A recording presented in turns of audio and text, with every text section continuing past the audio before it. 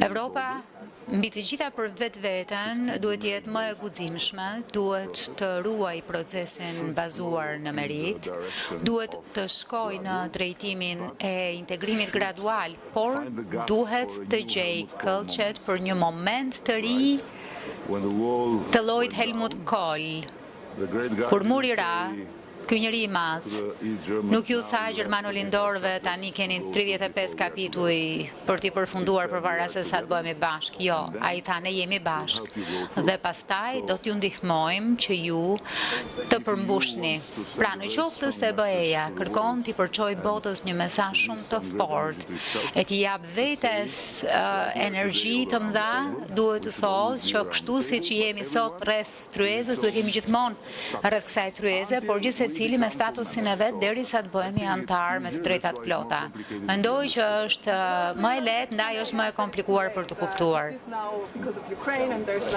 Nuk e di pse thoni që është shumë vonë, ndoshta kjo është tani për shkak të Ukrainës. Jo, nuk thash që është shumë vonë, thash që nuk është mjaftueshëm. Ajo çfarë duhet të bëjmë nga ana jon është t'u japim ca kuraj që të shtyjnë më fort përpara dhe ju takon atyre pastaj.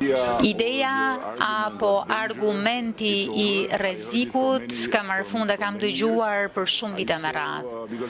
Sepse po bëhem gjithmonë më i vjetër, kam parë të ikin e të vinë dhe edhe ata që janë larguar kur na kanë thënë që është e rrezikshme, ne dy duam brenda, duam të marrim brenda, ndërkohë që kanë dalë jashtë. Pra nuk është sallpritjeje, është integrim.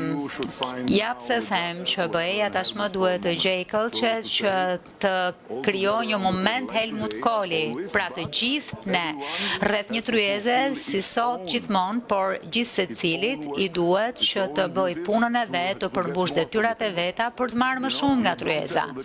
Nuk ju thua fëmijëve shko rri te komshiu derisa ti jesh gati të vishet hashmene, sepse pastaj një nga fëmijët njeh një gangster rus aty në lagje, tjetri fillojnë t'i pëlqejnë kukullat kineze e kështu me radhë. Jo, i mban fëmijët të gjithë bashkë.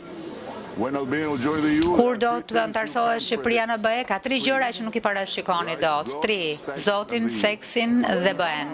Duhet të kemi projektin dhe pastaj ta shohim projektin e pastaj ta diskutojmë projektin. Por nuk diskutojmë dot diçka që nuk ekziston, por që po paraqitet në të gjithë median sociale në një luftë hibride kundër Shqipërisë me narrativa të rremes se ky projekt nuk është projekt, po diçka e gatuar midis meje dhe Bibi Netanyahut përmes Jared Kushnerit për të sjellë palestinezët në Zvërnec.